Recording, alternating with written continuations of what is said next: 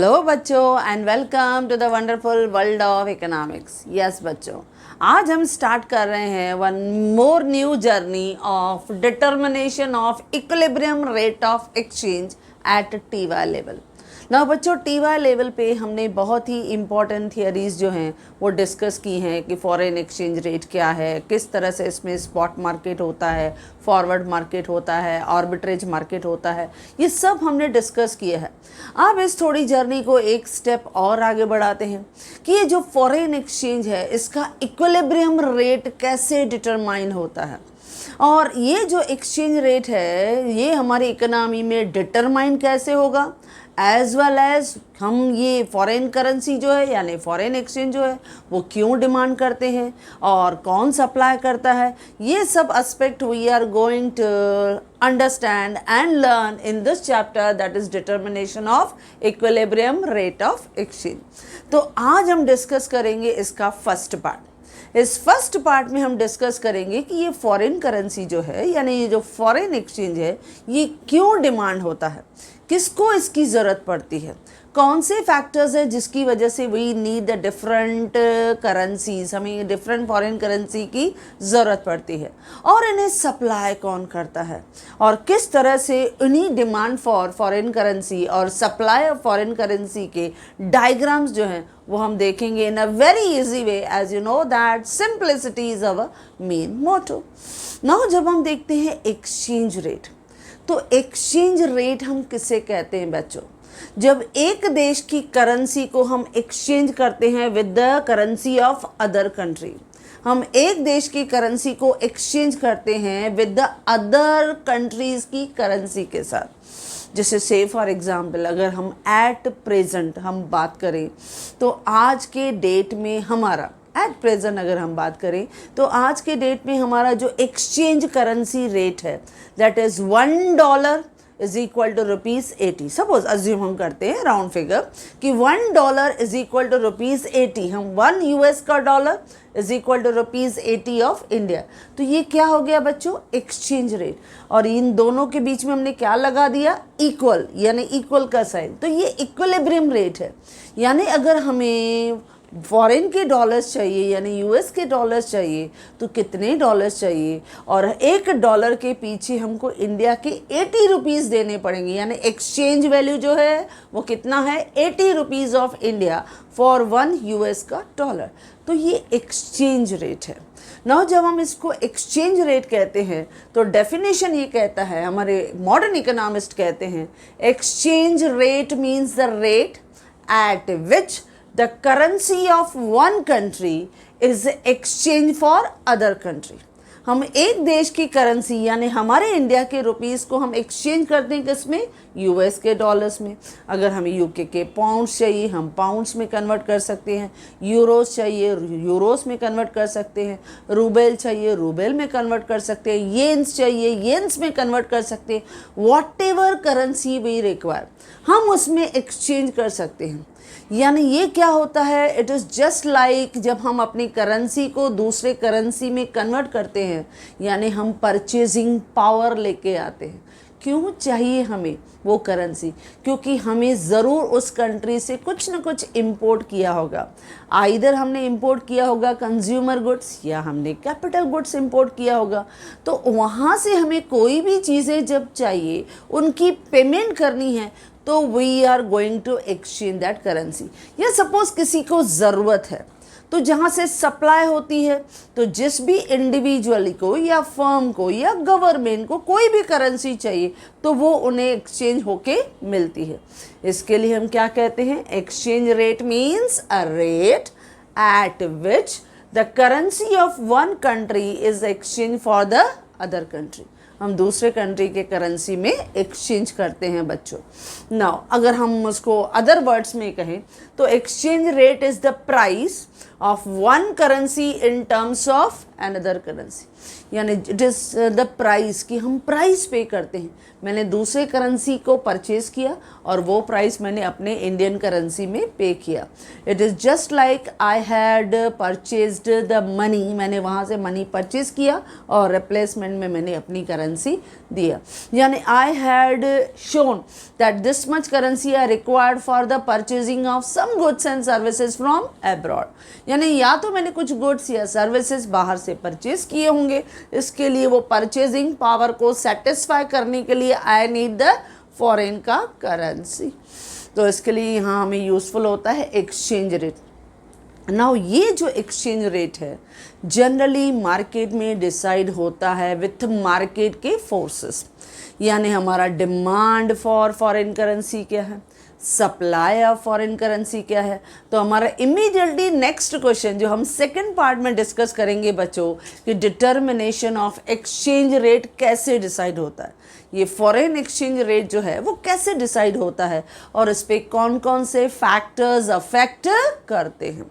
लेकिन आज हम देखेंगे कि ये जो एक्सचेंज रेट है, इस एक्सचेंज रेट की यानी फॉरेन करेंसी जो है इसकी डिमांड कहाँ से आती है, ये एक्सचेंज रेट क्या है और इस फॉरेन करेंसी की डिमांड कहाँ से आती है, इसको सप्लाई कौन करता है, कौन से फैक्टर्स उस पर अफेक्ट करते हैं। So today we are going to discuss the demand for and supply of foreign exchange.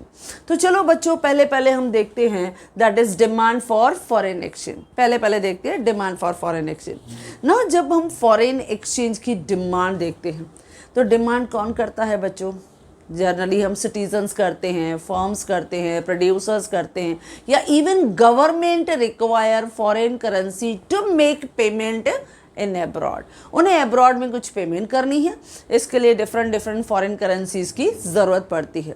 जब ये पेमेंट की जाती है तो बच्चों हमने बैलेंस ऑफ पेमेंट का स्ट्रक्चर देखा था। तो उसके दो साइड्स थे, payment side as well as receipt side.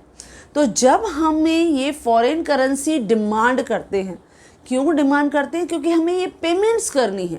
तो जब हम पेमेंट करते हैं तो डिमांड फॉर फॉरेन करेंसी जो है वो रिकॉर्डेड होती है on the payment side in BOP यानी बैलेंस ऑफ पेमेंट।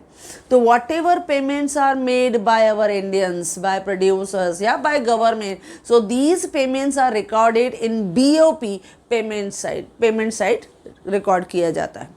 नाउ अभी हम देखते हैं कि ये डिमांड जो है वो व्हाट पर्पस के लिए हमें डिफरेंट करेंसीज की फॉरेन करेंसी की ज़रूरत पड़ती है। पहला फैक्टर रहता है that is the import of goods. ना बहुत सारे सिटीजन्स हैं, पीपल हैं जो जनरली बहुत सारे कंज्यूमर गुड्स और कैपिटल गुड्स जो हैं वो इंपोर्ट करते हैं। Not only individual but producers also, वो भी बहुत सी टेक्नोलॉजी को या समटाइम रॉ मटेरियल को बाहर से इंपोर्ट करते हैं। जब वो ऐसी चीज़ें इंपोर्ट करते हैं तो उनके लिए पेमेंट करने के लिए दे रिक्वायर फंड्स, उन्हें फॉरेन करेंसी चाहिए। तो जब हम इंपोर्ट करते हैं तो उस इंपोर्ट के पेमेंट को सेटिस्फाई करने के लिए वही रिक्वायर फॉरेन करेंसी। और अगर इंपोर्ट का लेवल हायर है तो आपकी demand for foreign currency will also higher, वो ज़्यादा रहता है।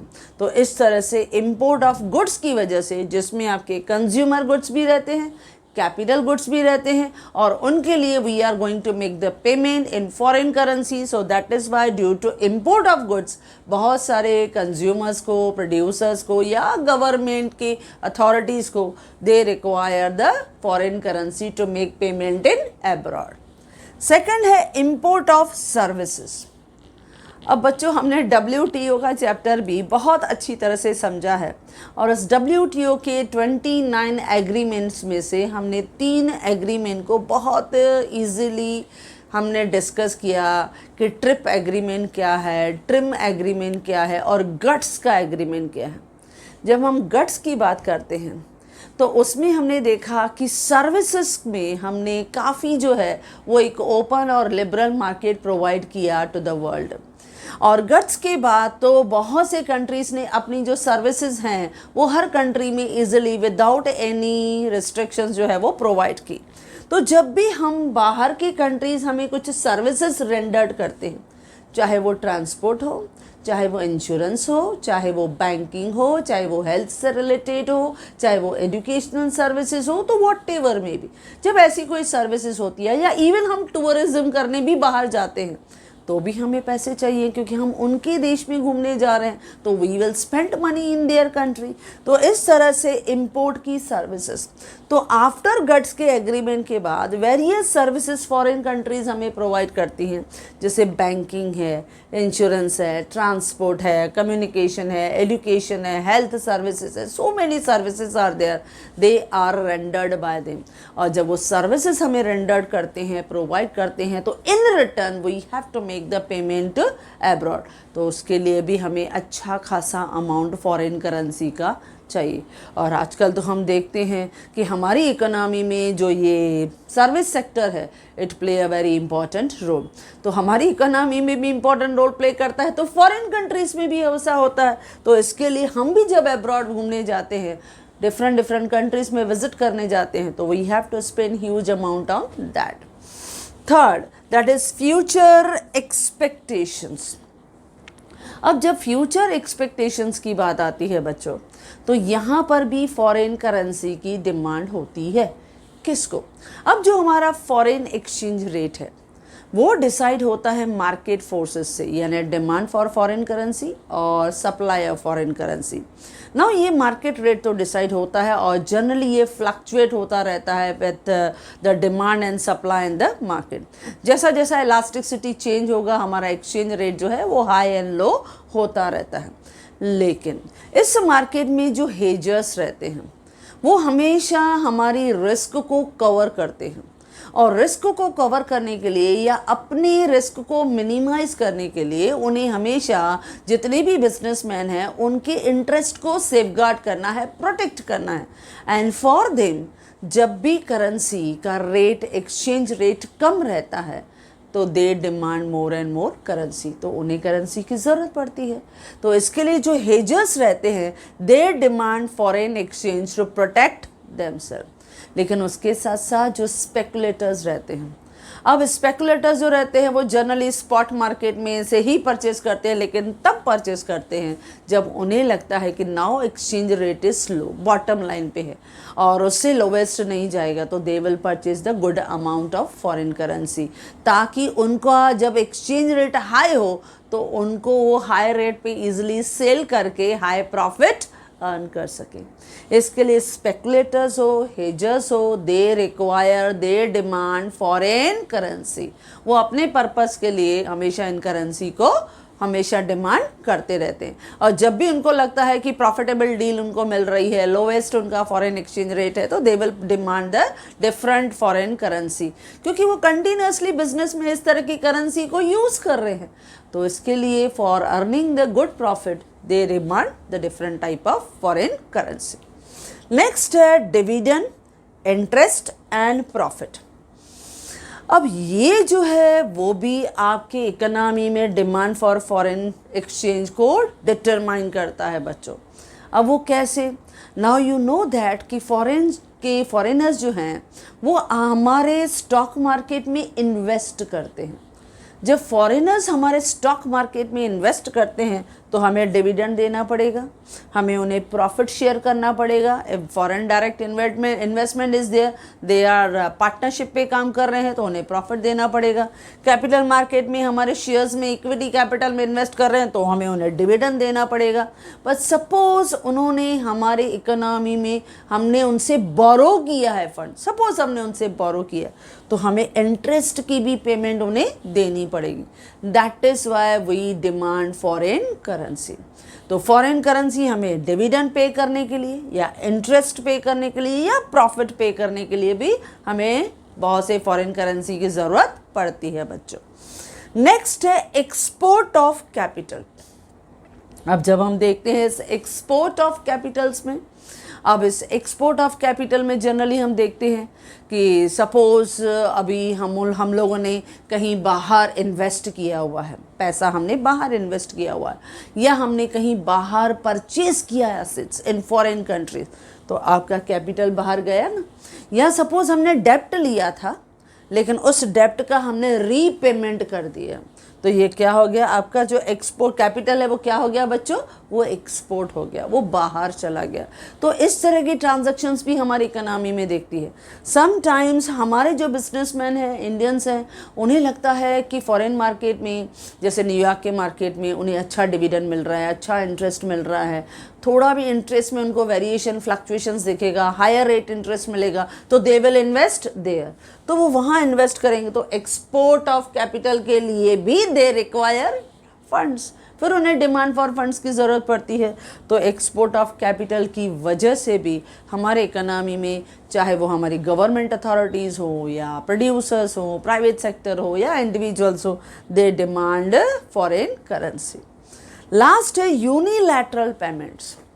अब ये जो यूनिलैटरल में पेमेंट्स हैं, जनरली आपको मालूम है ये वन साइडेड पेमेंट है बच्चों, सिंगल साइडेड पेमेंट है जिसका कोई रिटर्न नहीं होता है।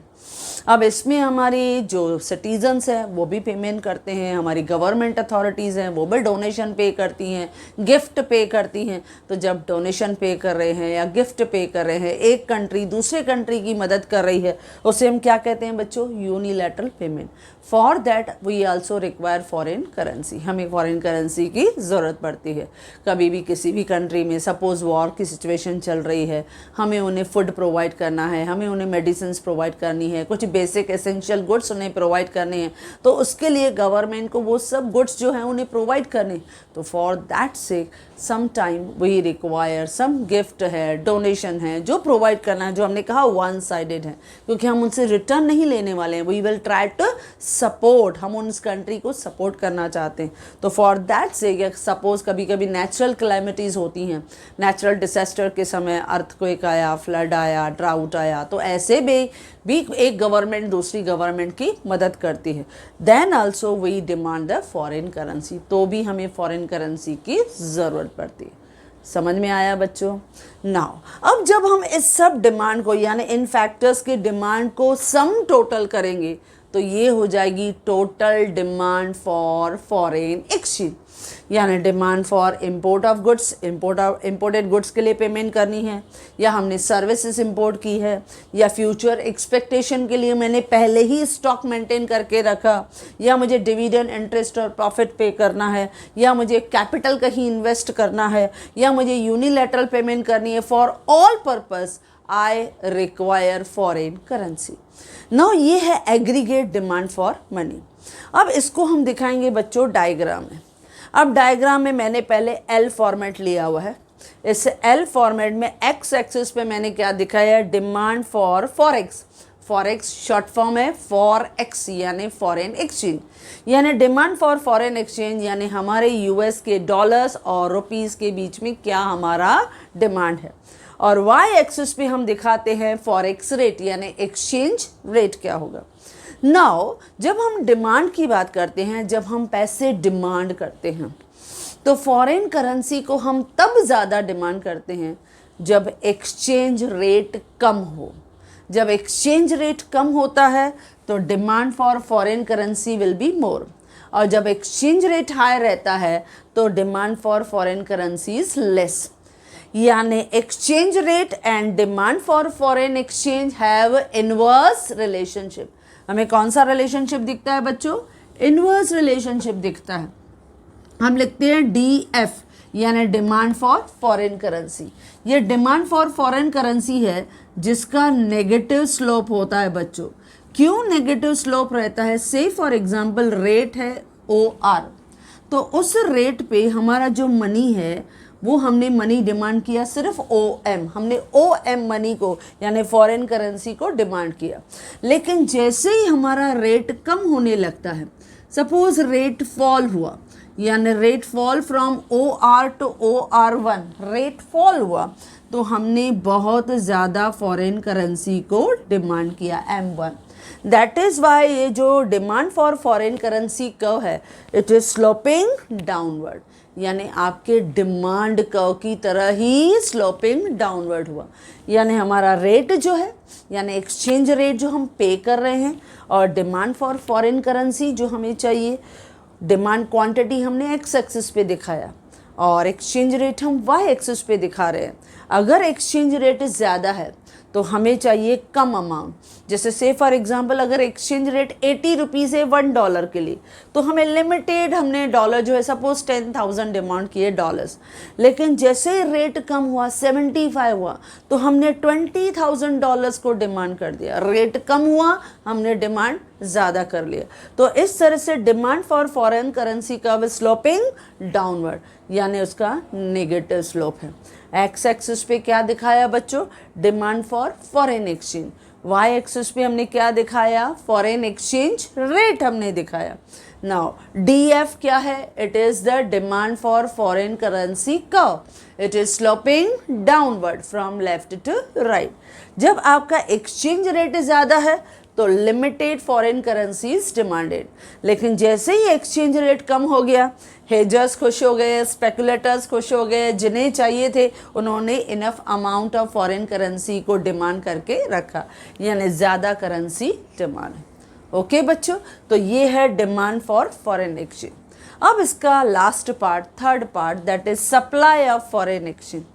अब सप्लाई ऑफ फॉरेन एक्सचेंज की जब हम बात करते हैं तो हमें यहाँ पे करेंसी को सप्लाई करना है। सप्लाई ऑफ फॉरेन करेंसी कहाँ से होगी बच्चों? इसका मेन सोर्स होता है हमारे देश का एक्सपोर्ट। इसके लिए supply of foreign exchange in a country mainly come from the receipt of its export. जितना देश एक्सपोर्ट ज़्यादा करेगा उतना उसके पास डिफरेंट फॉरेन करेंसी का अमाउंट ज़्यादा होगा और उसमें एबिलिटी ज़्यादा होगी to supply more and more foreign currency. अच्छा, ये किस तरफ रिकॉर्ड होती है? बैलेंस ऑफ पेमेंट में जब हम एक्सपोर्ट करते हैं तो जो करेंसी हमें मिलती है, रिसिप्ट होती है, तो वो रिकॉर्ड होती है on the receipt side of balance of payment. जब हमने देखा था डिमांड, तो डिमांड हम कर रहे हैं करेंसी को क्योंकि पे कर रहे हैं बच्चों, तो पे कर रहे हैं तो वो जो डिमांड फॉर करेंसी है वो कहाँ रिकॉर्ड होती है बच्चों? On the payment side in BOP. लेकिन जब हम सप्लाई ऑफ फॉरेन करेंसी करते हैं तो वो कहाँ करंटली रिकॉर्ड होगी? It will be recorded in the receipt side in BOP. वो बैलेंस ऑफ पेमेंट के रिसिप्ट साइड रिकॉर्ड होती है क्योंकि हमें एक्सपोर्ट से वो मिलता है। अब देखो हेडिंग बहुत इजी है बच्चों, ज़्यादा प्रेशर ही नहीं है। जो हेडिंग हमने यहाँ की 6 that is on demand side, उसी को ही थोड़ा अपोजिट दिखा देंगे ऑन सप्लाई साइड। अब जैसे पहला एक्सपोर्ट ऑफ गुड्स, पहले हमने देखा था इम्पोर्ट ऑफ गुड्स, तो यहाँ क्या हो गया? Export of goods. जब हम गुड्स एक्सपोर्ट करते हैं, चाहे वो इंडिविजुअल्स हो या प्रोड्यूसर्स हो, बिजनेसमैन करते हैं, गवर्नमेंट के बहुत सारी गवर्नमेंट पब्लिक सेक्टर अंडरटेकिंग्स है, when they are exporting goods तो they will receive a huge amount of foreign currency. तो वहाँ से भी हमारे पास, हमारी इकोनॉमी के पास इतना इनफ अवेलेबिलिटी रहता है फॉरेन करेंसी कि दे कैन सप्लाई, ये can be use for the supply of those foreign currency, तो उसको हम सप्लाई में यूटिलाइज कर सकते हैं। दूसरा सप्लाई का सोर्स कहाँ से आता है? डिपेंड करता है एक्सपोर्ट ऑफ सर्विसेज। पहले हमने देखा था इंपोर्ट ऑफ सर्विसेज, अभी हम सर्विसेज एक्सपोर्ट कर रहे हैं बच्चों, और इसमें हमारा इंडिया जो है फ्रॉम लास्ट 4 to 5 years काफ़ी अच्छी फेवरेबल जो है वो रिस्पॉन्स दिखा रहा है। पॉजिटिव इसमें हमने चेंजेस देखा है क्योंकि service sector is the engine growth of our economy.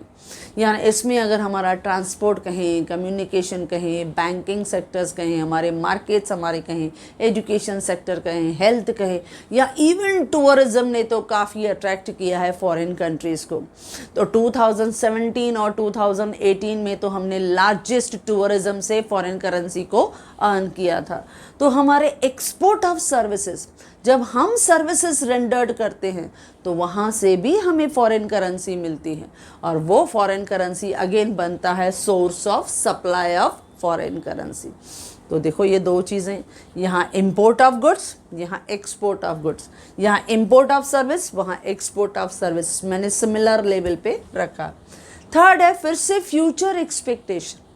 अब देखो यहाँ पर भी हमने देखा था फ्यूचर एक्सपेक्टेशन, सेम यहाँ फ्यूचर एक्सपेक्टेशन, यहाँ सप्लाई करते हैं। देखो हमने देखा था कि आफ्टर दैट बहुत सारी मार्केट के फ्लक्चुएशंस के बाद जो हेजर्स हैं, स्पेकुलेटर्स हैं, दे डिमांड मनी, वो मनी को डिमांड करते हैं। क्यों? जो भी वो फॉरवर्ड कॉन्ट्रैक्ट्स करते हैं, जब वो कॉन्ट्रैक्ट की डेट जो है मैच्योर होती है तो उस समय दे नीड मनी, वो मनी को सप्लाई करते हैं। तो हेजर्स हैं, वो मार्केट को प्रोटेक्ट करते हैं, तो वो भी अपने क्लाइंट को, कस्टमर्स को वो उतना amount of foreign currency provide करते हैं। या स्पेकुलेटर्स हैं, जब उनको लगता है कि मार्केट में अभी प्राइस ज़्यादा है तो they will supply the foreign currency, इसके लिए तो उन्होंने पहले ही परचेस करके रखा था। तो फ्यूचर एक्सपेक्टेशन, पहले उन्होंने फ्यूचर एक्सपेक्टेशन में अपनी फॉरेन करेंसी को एट लो रेट पे परचेज करके रखा था, लेकिन जब सही समय आया तो इन्हीं स्पेकुलेटर्स ने या इन्हीं हेजर्स ने अपने क्लाइंट की मदद की और उनको वो फॉरेन करेंसी सप्लाई की। तो हमारे फ्यूचर एक्सपेक्टेशन की जो फैक्टर है ये भी हमारे सप्लाई ऑफ फॉरेन एक्सचेंज को अफेक्ट करता है। फोर्थ है, फिर से देखो, डिविडेंड, इंटरेस्ट एंड प्रॉफिट।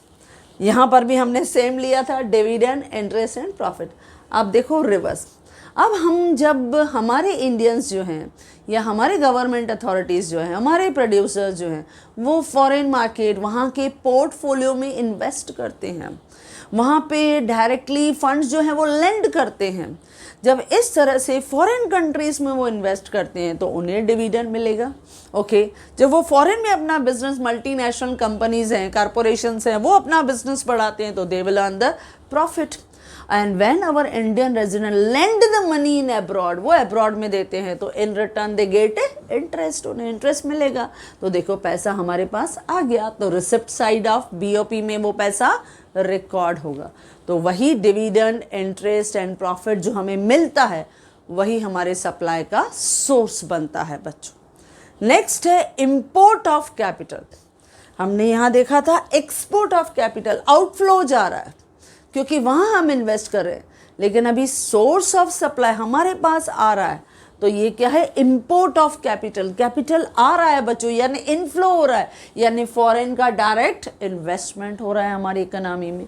वो हो सकता है आपकी इकोनॉमी में फॉरेन डायरेक्ट इन्वेस्टमेंट जो आया है, फॉरेन का डायरेक्ट इन्वेस्टमेंट है, या आपके कैपिटल मार्केट में, आपके पोर्टफोलियो में इन्वेस्टमेंट हुआ है, या हो सकता है हमने उन्हें डेप्ट दिया हो, उसका रीपेमेंट हमें मिला हो। फॉरेनर्स हमें रीपेमेंट ऑफ डेप्ट भी कर सकते हैं। तो all possibilities are possible in the import of capital. Repayment of डेप्ट हुआ हो बाय फॉरेनर्स, फॉरेन का इन्वेस्टमेंट हुआ हो, या उन्होंने डायरेक्टली हमारे कैपिटल मार्केट में, पोर्टफोलियो में इन्वेस्ट किया। तो इंपोर्ट ऑफ कैपिटल, बाहर से इनफ्लो हुआ है फंड्स, तो वो भी हमारे सप्लाई का सोर्स बनता। लास्ट है यूनिलैटरल रिसिप्ट। अब ये भी रहता है, पेमेंट रिसीव भी करते हैं। सम टाइम ऐसा होता है कि गिफ्ट है या डोनेशंस हैं वो हमें रिसीव होते हैं फ्रॉम अब्रॉड। मदद मिलती है एक देश को दूसरे देश के लिए, जैसे यूक्रेन और रूस के बीच में वॉर जब चल रही है तो अलग अलग कंट्रीज़ जो हैं वो उन्हें आर्म्स एंड एम्यूनेशन जो है वो सप्लाई कर रही है, कोई फूड सप्लाई कर रहा है, कोई मेडिसिन उन्हें सप्लाई कर रहा है, कोई बेसिक नेसेसिटीज़ उन्हें सप्लाई कर रहा है। तो ये क्या है? वन साइडेड पेमेंट है जिसका कोई हमें रिटर्न नहीं मिलता है। तो इस तरह का हमें यूनिलैटरल जो है वो रिसिप्ट भी मिलते हैं कुछ कंट्रीज़ में। या इसके अलावा कभी कभी ऐसा होता है कि हमारे जो सिटीजन्स हैं वो अब्रॉड में रह रहे हैं और वहाँ पे वो काम कर रहे हैं और अपनी जो सैलरी है वो अपने फैमिली को भेज रहे हैं, तो वो भी सिंगल साइड है। इसको क्या बोलते हैं? हम पेमेंट रिसीव करते हैं but in the form of remittance. Remittance from home, from the domestic citizens जो हैं they are working in abroad. जो अब्रॉड में काम कर रहे हैं वो अपनी सैलरी कमा के अपनी फैमिलीज़ को भेज रहे हैं, तो वो भी यूनिलैटरल रिसिप्ट का एक हिस्सा होता है। तो इस तरह से हमारे सप्लाई ऑफ फॉरेन एक्सचेंज पे भी मैंने 6 फैक्टर्स ये लिए हैं। Export of goods, export of services, future expectations, dividend, interest and profit, import of capital आ रहा है, इनफ्लो ऑफ कैपिटल, और यूनिलैटरल रिसिप्ट। नो इन सब 6 फैक्टर्स के जितना भी अमाउंट आता है मिलाएंगे तो that will become the aggregate source of supply of foreign currency. ये सब मिलके बनता है aggregate source of foreign supply. अब इसमें जो हम लोग रिलेशन देखते हैं वो क्या, कि अगर एक्सचेंज रेट हाई है तो आपकी सप्लाई ज़्यादा होगी। एक्सचेंज रेट कम होगा तो सप्लाई कम होगी। तो यहाँ पे जब हम सप्लाई फॉर फॉरेन करेंसी देखते हैं बच्चों, supply of foreign currency it is sloping upward, यानी जब हम देखते हैं आपका एक्सचेंज रेट कम है, यानी एक्सचेंज रेट इज कम, रेट कम है, तो आपका जो सप्लाई ऑफ मनी है वो लेस है। लेकिन जैसे ही मार्केट में एक्सचेंज रेट ज़्यादा हो गया यानी इंक्रीज हो गया, तो you will see that supply of currency will be मोर, यानी ज़्यादा से ज़्यादा जो करेंसी है वो स्पेकुलेटर्स मार्केट में सप्लाई करेंगे। क्यों? इसी के लिए ही तो उन्होंने डिमांड करके रखा था। जैसे ही देखेंगे एक्सचेंज रेट जो है वो बढ़ गया फ्रॉम OR टू OR1, तो they will supply more amount of money, वो ज़्यादा मनी को सप्लाई करेंगे, यानी फॉरेन करेंसी को मार्केट में सप्लाई करेंगे, रिलीज़ करेंगे। तो ये जो सप्लाई फॉर फॉरेन करेंसी का है ये स्लोपिंग अपवर्ड है, और इसका स्लोप क्या है बच्चों? पॉजिटिव स्लोप हमें दिखाई देता है। तो इस तरह से हमने देखा किस तरह से डिमांड फॉर फॉरेन एक्सचेंज जो 6 फैक्टर से रिलेटेड है। इंपोर्ट ऑफ गुड्स, तो सप्लाई ऑफ हमने फॉरेन एक्सचेंज में देखा एक्सपोर्ट ऑफ गुड्स। सेकंड देखा हमने इंपोर्ट ऑफ सर्विसेज, तो इधर देखा हमने एक्सपोर्ट ऑफ सर्विसेज।